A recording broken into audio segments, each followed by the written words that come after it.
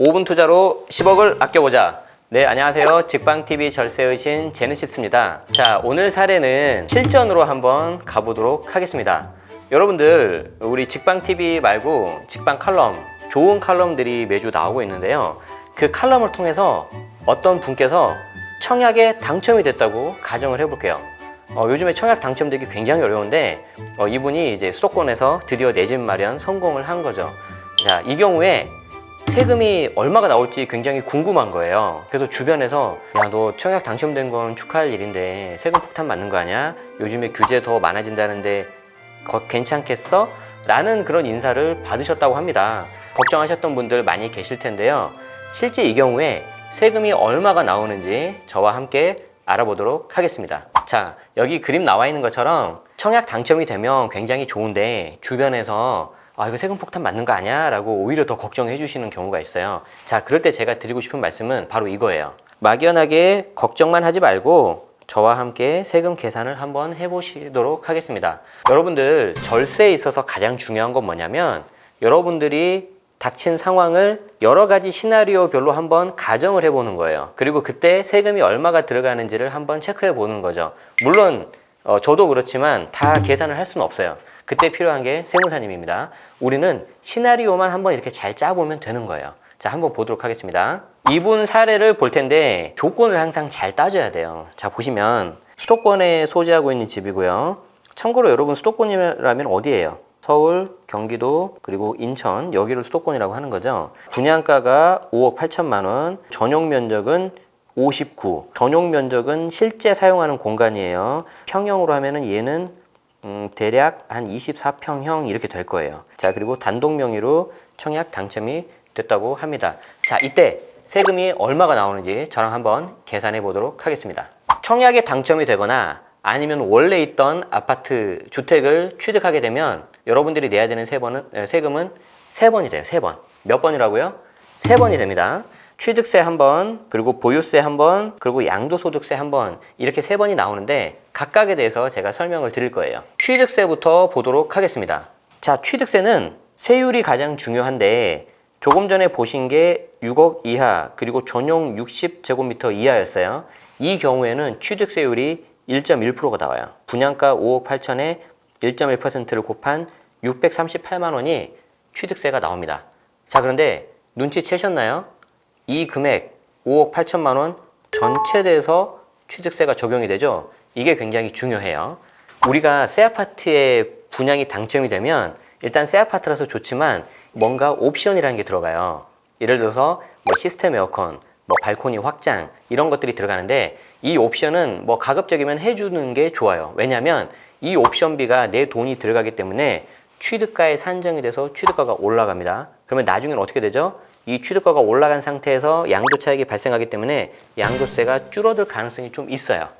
절세적인 측면에서는 그게 유리한 거고, 옵션비가 2천만 원이라고 가정을 해볼게요. 2천만 원. 분양가가 5억 8천이었죠.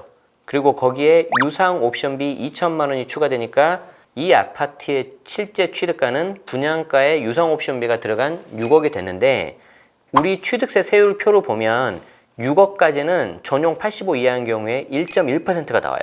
자, 그런데 옵션비가 2천만 원이 아니라 2,100만 원 혹은 2,050만 원이라고 해서 살짝 더하면은 6억이 넘는다고 가정을 해봐요. 이때 취득세 세율이 몇 퍼센트가 나올까요? 2.2%가 나와요. 2.2%. 이 2.2%가 어떻게 적용이 되냐면 취득가 전체에 대해서 적용이 되는 거죠. 자, 그래서 어떤 차이가 나오냐면, 자, 취득가가 6억인 경우에는 세율이 1.2%니까 취득세는 660만 원이 나오는데, 이때 옵션비가 2,100만 원이 나와서 6억을 초과했다면은 이때 세율은 2.2%가 나오고 이때 취득세는 1,322만 원. 자, 둘의 차이가 얼마가 되죠? 662만 원이나 차이가 나는 거예요. 이 옵션비는 실질적으로 100만 원이 아니라 600만 원 정도가 더 추가된 2,700만 원짜리 옵션비가 되는 거죠.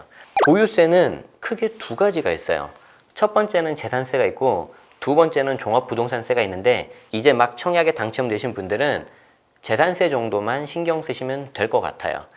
자, 그리고 매년 납부하는 겁니다. 보유세는. 그리고 이때 중요한 게 공시가격이에요. 공시가격. 자, 공시가격은 뭐냐면 정부에서 고시를 하는 일단 그런 가격이라고 보시면 되는데, 중요한 게 이게 시세의 한 60에서 70% 정도 차지한다는 거예요. 자, 해당 주택의 공시 가격은 기준시가라고도 하는데 엄밀히 둘은 다르지만 일단 편의상 제가 공시 가격이라고 할게요. 자, 이 공시 가격은 국토교통부 사이트인 공동주택 가격 열람에서 열람을 하시면 됩니다. 검색창에서 공동주택 가격 열람 또는 부동산 공시 가격 알림이라고 치시면 되고요. 여기에서 이제 보면 공동주택 공시 가격 들어가서 여러분들이 관심 있는 아파트 조회를 하시면 되는데, 이게 보통 시세의 한 60에서 70% 정도가 나와요. 문제는 이 분양받은 아파트의 공시 가격이 언제 나오냐는 거예요. 거기에서 이제 많은 여러분들이 좀 어려워 하시는데, 자, 일단 분양받은 아파트는 공시 가격이라는 게 있을 수가 있을까 없을까? 없어요. 자, 그리고 나서 그 아파트가 나중에 준공이 되고 나서 처음으로 발표하는 공시 가격이 어떤 기준점이 됩니다. 당장 현재 분양 상태고 공사 중이라면은 공시 가격을 알 수는 없는데, 주변 아파트 비슷한 입지라든가 연식 등을 통해서 대략적으로 우리가 추정을 할 수가 있어요.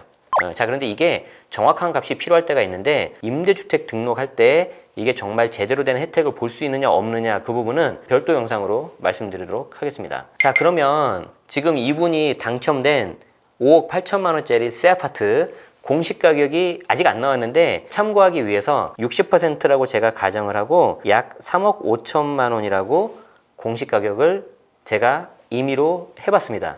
자, 이때 재산세가 얼마가 나올까요? 봅시다.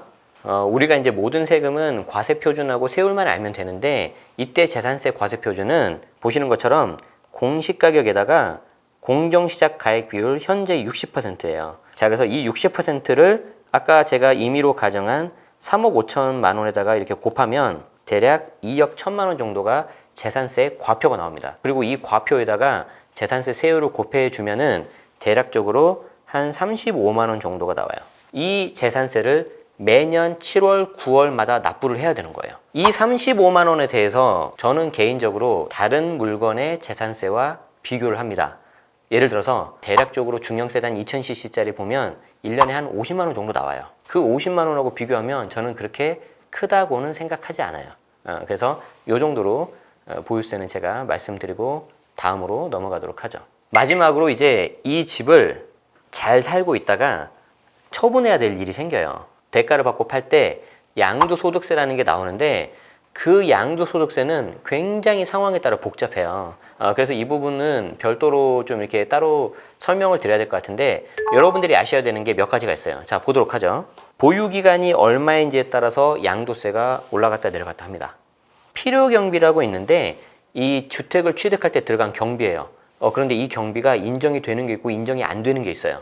그래서 인정이 되는 경비를 많이 모아두시는 게 좋아요.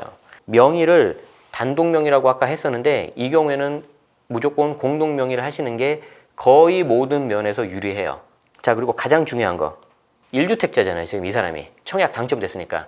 이 경우에는 특별한 경우 아니면 1가구 1주택 비과세를 받을 수 있는 확률이 매우 높아요. 그렇기 때문에 비과세 전략으로 가시는 게 가장 좋다. 이상의 내용은 제가 다시 한번 별도로 한번 다뤄드릴 텐데, 이게 좀 어렵고 복잡하다면 이것만 외우세요. 그냥 공동명의 하세요. 공동명의 하시는 게 아주 좋은 절세 방법입니다. 부동산을 하는 데 있어서 양도 차익이 내가 1억 정도가 났다고 하잖아요. 그러면 이때 양도세는 한 1,500만 원에서 2,000만 원 정도가 나오는데, 이거는 그냥 외워버리세요. 머릿속으로. 그래야 계산이 빨라요. 양도 차익이 1억이고 단독명의라면은 양도세가 한 2천만 원 정도가 나오는데, 대략적인 수치입니다. 자, 이게 만약에 공동명의를 내가 했다. 그러면은 이게 1,500만 원 정도가 나와요. 무려 500만 원이나 세이브가 되는 거예요. 물론 필요경비냐 보유기간에 따라서 달라질 수는 있어요. 그런데 대략적인 수치가 이 정도는 된다는 거예요. 한 1억 정도 나왔을 때. 그래서 공동명의를 반드시 하시는 게 좋고요. 내가 만약에 단독명의로 청약이 당첨됐다. 그러면은 이제 배우자 예비 신랑 신부가 있겠죠. 공동명의로 바꾸는 과정은 이제 분양사무소 또는 금융기관에 말해서 바꿀 수가 있는데, 그때 또 조심해야 될 것들은 별도 영상으로 한번 말씀드리겠습니다. 한 가지만 더 말씀드릴게요. 분양권 상태에서 단독에서 공동으로 명의를 바꾸면 제가 유리하다고 했는데, 피치 못할 사정이 있어서 단독 명의 그대로 가져가야 될 상황이 발생할 수 있어요. 지금 현재 상황이 1주택자 상황이기 때문에 이 경우에는 2년 보유 또는 거주함으로써 비과세를 받을 수가 있습니다. 그게 가장 좋습니다. 앞의 영상을 참고하시면 되겠어요. 자, 지금까지 저희가 주택을 취득했을 때 취득 단계, 보유 단계, 그리고 양도 단계 전반에 대해서 우리가 한번 살펴봤는데 6억이 좀 안 되는 수도권 내에 소재하는 새 아파트를 받았을 때 얼마나 세금이 드는지 한번 보도록 하겠습니다. 자, 분양가 5억 8천이고요. 공시 가격은 원래 안 나오는데 제가 3억 5천 정도 가정을 했어요. 자, 단독명이라고 가정을 합시다. 자, 이때 취득세는요 638만 원 정도가 나와요. 물론 부수적으로 들어가는 소유권 이전 비용이 있을 거예요. 자, 이때는 취득할 때 일회만 제가 납부하면 돼요. 취득세니까. 자, 일단 638만 원 한 번 내면 끝나죠. 자, 그 다음 보유세 35만 원 정도가 나오는데 뒤에 뭐 도시계획세다 뭐다 해서 좀 더 붙기는 해요. 한 대략 50만 원 정도 나올 것 같은데 1년에 한 번씩 납부를 해야 됩니다. 자, 마지막 양도세. 이거는 상황에 따라서 매우 복잡하다고 그랬어요. 비과세를 받아서 세금을 하나도 안 낼 수도 있고, 자, 그런데 양도 차익이 1억이었을 때는 세금이 1,500에서 2,000 정도가 나온다고 했어요. 역시 한 번만 내는 거예요. 집을 팔 때. 내가 집을 안 팔면 양도세는 발생하지 않는 거예요. 그래서 지금 요즘에 양도세 중과가 들어가기 때문에 매물 잠김 현상이다 이런 말들이 나오는 게 이런 세금이 너무 많이 나오니까 안 파는 것도 있어요. 정리를 해보면 취득세 처음 낼 때 좀 많이 좀 돈이 들어가죠. 그리고 집에서 행복하게 살면서 1년 동안 한 35에서 50 정도 납부하면 되는 거예요. 자, 그리고 양도세는 어떻게 돼요? 비과세를 노려보시는 게 가장 좋고요. 안 팔면 돼요. 이 집에서 행복하게 살면 됩니다.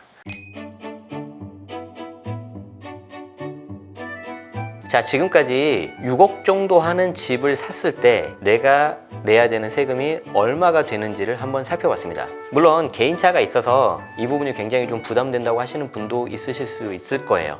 그런데 실거주를 통한 만족도라든가 효용 그런 것들을 생각하면 저는 본인에게 맞는 집, 여력이 되는 집을 잘 살펴보시면 좋겠고요. 기존 영상 그리고 앞으로도 계속 여러분들에게 보여드릴 직방TV 절세여신을 통해서 세금을 잘 줄이시기 바라고요. 여러분들이 원하는 집은 다른 내용도 좋지만 우리 직방 어플에 보면 시세라든가 분양 정보 그리고 여러 가지 좋은 칼럼이라든가 정보가 있기 때문에 그 부분을 잘 활용하셔도 좋겠습니다. 오늘 직방TV 절세여신은 여기까지고요. 오늘 내용이 도움이 되었다면 좋아요와 구독 그리고 알림 설정까지 부탁드리겠습니다. 자, 지금까지 제네시스였습니다. 고맙습니다.